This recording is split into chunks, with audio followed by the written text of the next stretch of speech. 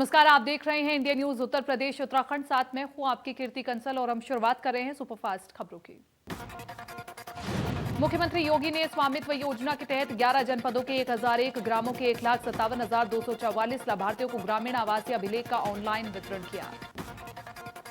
पिछले वर्ष 11 अक्टूबर को पीएम मोदी ने स्वामित्व योजना का शुभारंभ करते हुए 6 राज्यों के 763 गांव के लोगों को घरौनी का वितरण किया था।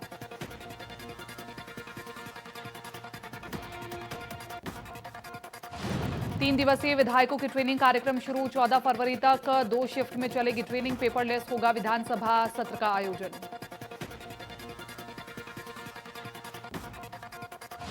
पेपरलेस बजट के तहत हो रही है ट्रेनिंग के लिए विधायकों के 6 ग्रुप बनाए गए हैं। संसदीय कार्य मंत्रालय कर रहा है ट्रेनिंग।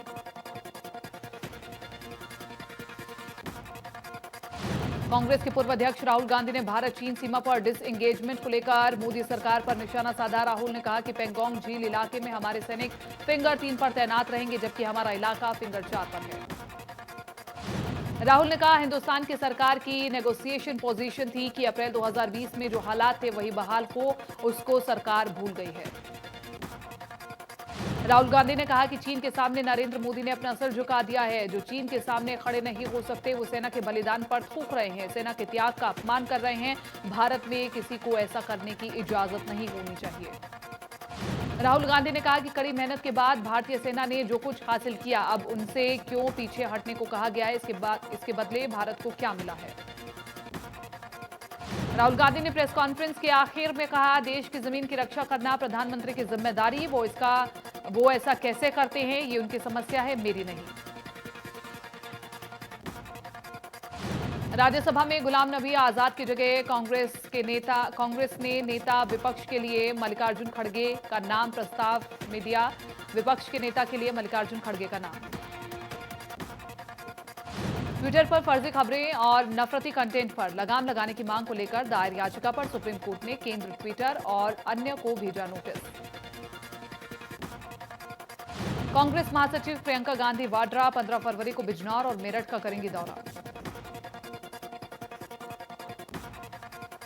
प्रधानमंत्री की वर्चुअल जनसभा को लेकर युद्ध स्तर पर तैयारी शुरू। बहराइच के चित्तौरा में होगी प्रधानमंत्री नरेंद्र मोदी की जनसभा। मुख्यमंत्री योगी आदित्यनाथ भी होंगे शामिल। 16 फरवरी को महाराजा सुहेलदेव स्मारक स्थल की रखी जाएगी आधारशिला।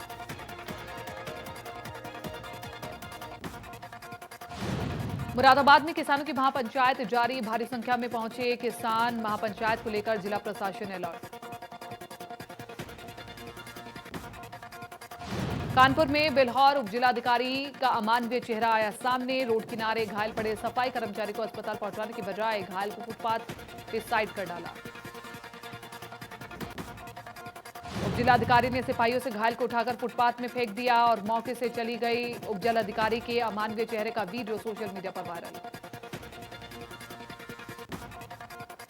पूर्व मंत्री गायत्री प्रजापति के भतीजे की संदिग्ध मौत। 20 वर्षीय युवक का रेलवे ट्रैक पर पड़ा मिला शव। आरपीएफ ने शव को पोस्टमार्टम के लिए भेजा।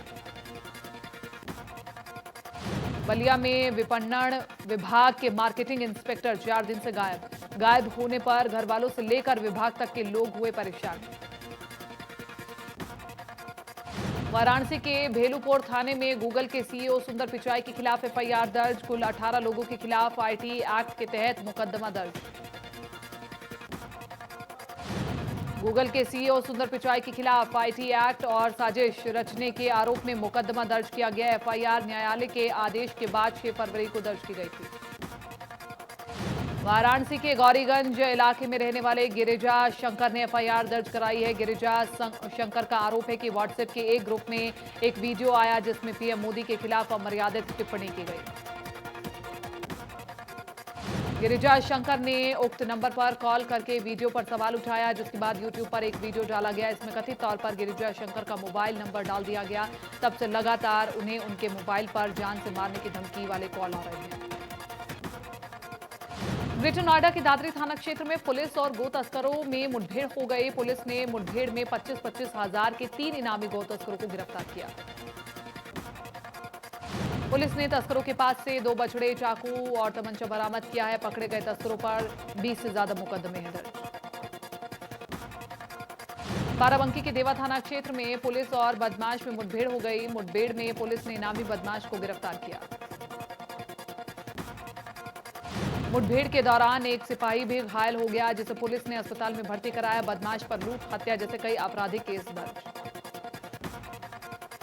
गोंडा में प्रधानमंत्री आवास आवंटन में बड़ा फर्जीवाड़ा। सरकारी निर्देशों की जमकर उड़ाई धज्जियां। प्रधान ने अपने करीबियों को बांट दिया आवास। प्रधान ने एक ही परिवारों को 2 आवासों का लाभ दिया। आवास आवंटन में धांधली का डीएम ने लिया संज्ञान। मामले की जांच के लिए 3 सदस्यीय टीम गठित की गई। पीलीभीत में स्कूल प्रबंधक ने विधायक निधि के 25 लाख रुपए लेकर स्कूल की आवंटित जमीन पर स्कूल बिल्डिंग न बनवाकर अपने पिता के नाम जमीन पर स्कूल की बिल्डिंग बनवा दी।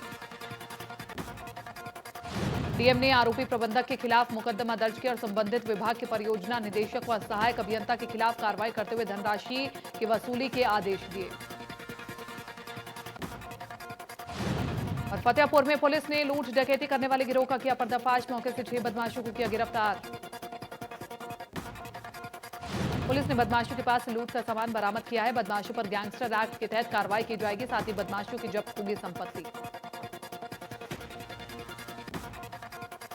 जौनपुर में पुलिस हिरासत में युवक की मौत हो गई। देर रात पुलिस ने युवक को हिरासत में लिया था। सुबह पुलिस युवक को जिला अस्पताल लेकर पहुंची थी, जहां डॉक्टरों ने युवक को मृत घोषित कर दिया। पुलिस वाले शव छोड़कर के फरार हो गए। परिजनों ने आरोप लगाया कि पुलिस की पिटाई से युवक की मौत हुई है। ये पूरी घटना बक्सा थाना क्षेत्र की है।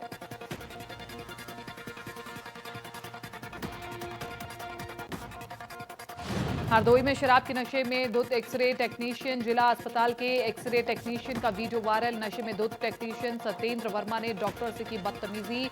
सिटी मजिस्ट्रेट ने सीएमओ को जांच के लिए दिए आदेश।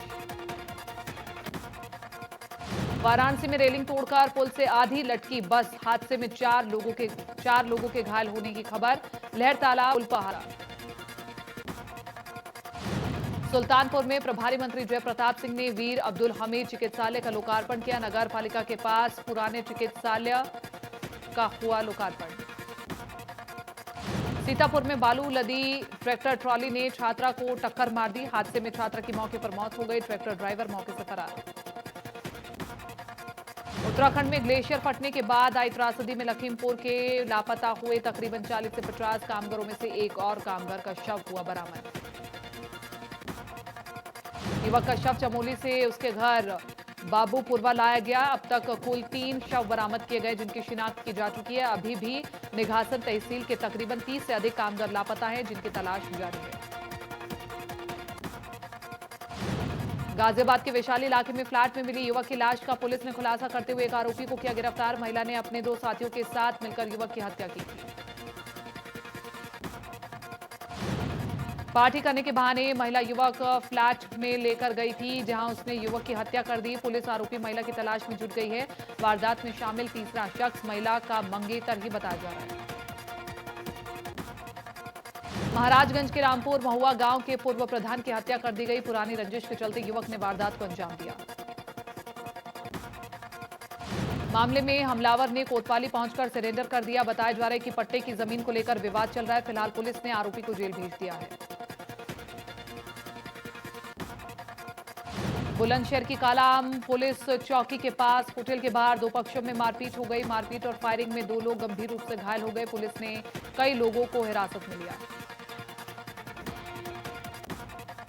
ग्रेटर नोएडा के एनटीपीसी दादरी में न्यू शॉपिंग सेंटर में कॉस्मेटिक की दुकान में आग लग गई। मौके पर पहुंची सीआईएसएफ की फायर ब्रिगेड की गाड़ी ने आग पर पाया काबू। फिरोजाबाद के थाना रसूलपुर इलाके में शॉर्ट सर्किट से दुकानों में लगी आग। आग में 10 दुकान पूरी तरह से जलकर हुए खाक। एक युवक भी आग की चपेट में झुलस गया। युवक को गंभीर हालत में अस्पताल में भर्ती कराया गया। कड़ी मशक्कत के बाद आग पर काबू पाया गया। गाजियाबाद में एसएसपी कलानिधि नैथानी ने सभी चौकी प्रभारियों को सीयूजी मोबाइल नंबर उपलब्ध कराए। सभी चौकी प्रभारियों को फोन रिसीव करने के आदेश। घरेलू हवाई सफर का महंगा होगा किराया। 10 से 30% तक किराया बढ़ाने की घोषणा। नागरिक उड्डयन मंत्रालय ने की घोषणा। वृद्धि 31 मार्च 2021 या भावी आदेश तक प्रभावी रहेगी। लगातार चौथे दिन पेट्रोल डीजल के दाम बढ़े। दिल्ली में पेट्रोल 88 रुपए प्रति लीटर के पार। दिल्ली में आज पेट्रोल 29 पैसे हुआ महंगा। लगातार चौथे दिन पेट्रोल डीजल के बढ़े दाम। दिल्ली में डीजल 35 पैसे प्रति लीटर महंगा हुआ। दिल्ली में पेट्रोल 88 रुपए 14 पैसे प्रति लीटर और डीजल 78 रुपए 38 पैसे प्रति लीटर हो गया। देहरादून में सीएम त्रिवेंद्र सिंह रावत वन मुख्यालय पहुंचे। वनाग्नि प्रबंधन कार्यशाला में हुए शामिल। कार्यशाला में आलाधिकारी मौजूद। वनाग्नि प्रबंधन से संबंधित कई महत्वपूर्ण विषयों पर हुई चर्चा। देहरादून सीएम त्रिवेंद्र सिंह रावत वन मुख्यालय पहुंचे। चमोली आपदा में अब तक 36 लोगों की मौत हो चुकी है। 10 शवों की अब तक शिनाख्त हो चुकी है। जिन शवों की शिनाख्त नहीं हुई उनका दाह संस्कार किया गया। धार्मिक रीति रिवाज और सम्मान के साथ 3 शवों का दाह संस्कार चमोली घाट पर और 4 शवों और 7 मानव अंगों का कर्णप्रयाग घाट पर दाह संस्कार किया गया।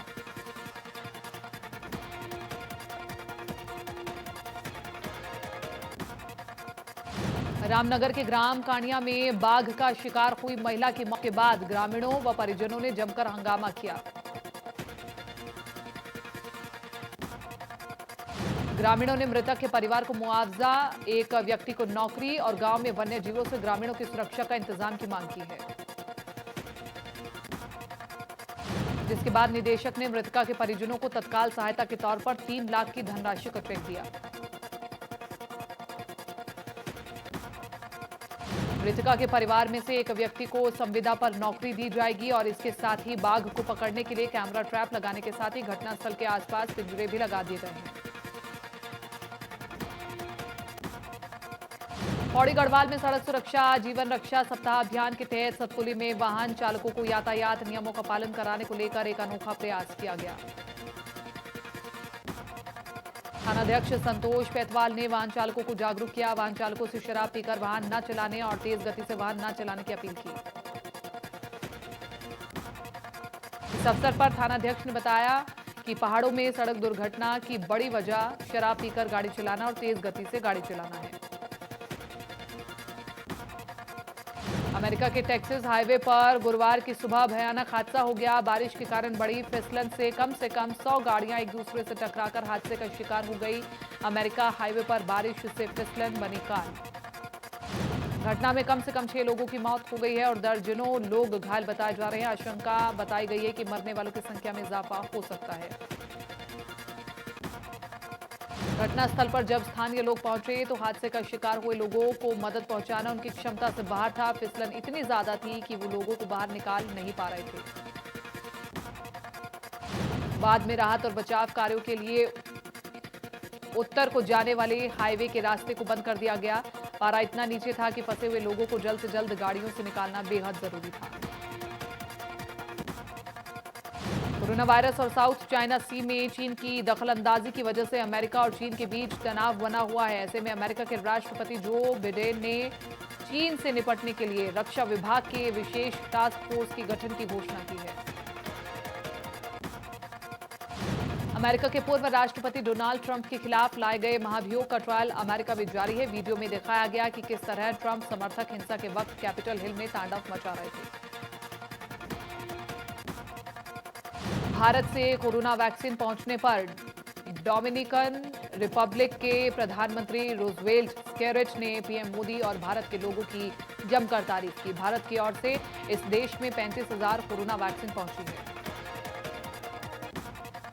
तेज गेंदबाज जसप्रीत बुमराह ने शानदार प्रदर्शन से क्रिकेट जगत में अपनी अलग पहचान बना ली है। पहले टेस्ट में टीम इंडिया को इंग्लैंड के हाथों करारी शिकस्त झेलनी पड़ी, लेकिन 27 साल के बुमराह ने इस टेस्ट के बाद एक खास रिकॉर्ड की बराबरी की। चेन्नई में होने वाले दूसरे टेस्ट में टीम इंडिया की प्लेइंग 11 में कम से कम एक बदलाव होगा। इंग्लैंड के खिलाफ पहले टेस्ट में निराशाजनक प्रदर्शन के बाद झारखंड के बाएं हाथ के स्पिनर शहबाज नदीम का बाहर होना लगभग तय है। उत्तराखंड क्रिकेट संघ से मतभेदों के कारण कोच के पद से इस्तीफा देने वाले भारत के पूर्व क्रिकेटर वसीम जाफर ने प्रदेश संघ के सचिव के इन आरोपों को खारिज किया कि उन्होंने टीम में मजहब के आधार पर चयन की कोशिश की। टोक्यो ओलंपिक कोटा हासिल कर चुके दिव्यांश सिंह पवार ने 253.1 के स्कोर से विश्व रिकॉर्ड तोड़कर राष्ट्रीय निशानेबाजी चयन ट्रायल्स में पुरुषों की 10 मीटर एयर राइफल्स T4 स्पर्धा जीत ली है। खेल मंत्रालय के पास संघों को मान्यता देने और भारतीय ओलंपिक संघ के प्रबंधन के बारे में फैसला करने के दौरान राष्ट्रीय खेल विकास संहिता के प्रावधानों को शिथिल करने का अधिकार होगा। खेल मंत्रालय के एक सर्कुलर में ये जानकारी दी गई है। 23 वर्षीय फाइनेंशियल एनालिस्ट मानसा वाराणसी ने वीएलसीसी फेमिना मिस इंडिया 2020 का खिताब जीत लिया है। फेमिना मिस इंडिया के आधिकारिक इंस्टाग्राम अकाउंट से वीएलसीसी टॉप 3 विनर्स के नाम की घोषणा की गई है।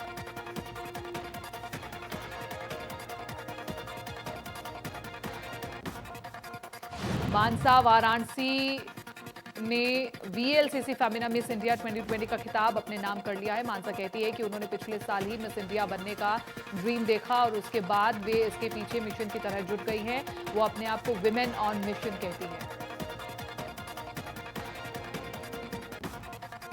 अक्षय कुमार की फिल्म सूर्यवंशी ओटीटी प्लेटफॉर्म पर और थिएटर दोनों में रिलीज करने की कोशिश मेकर्स कर रहे हैं।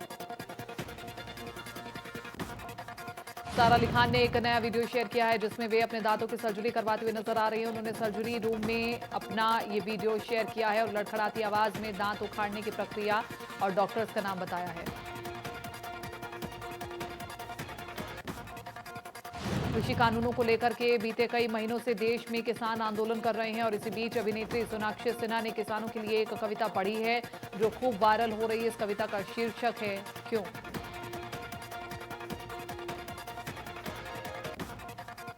जानवी इन दिनों फिल्म गुड लुक जेरी के शूट में बिजी है और ऐसे में शूटिंग सेट से कुछ फोटोज और वीडियोस सामने आए हैं। वहीं जानवी के रिक्शा चलाते हुए वीडियो को भी फैंस काफी पसंद कर रहे हैं। दिलजीत ने हॉलीवुड की मशहूर हस्तियों द्वारा किसान आंदोलन के समर्थन में ट्वीट करने पर उनकी तारीफ की थी। साथ ही बॉलीवुड गायिका रिहाना के लिए उन्होंने रीरी गाने का ऑडियो भी रिलीज किया था। अब हाल ही में उन्होंने इस गाने का वीडियो भी अपने इंस्टाग्राम पर रिलीज कर दिया है। उन्होंने ये गाना रिहाना को समर्पित किया है।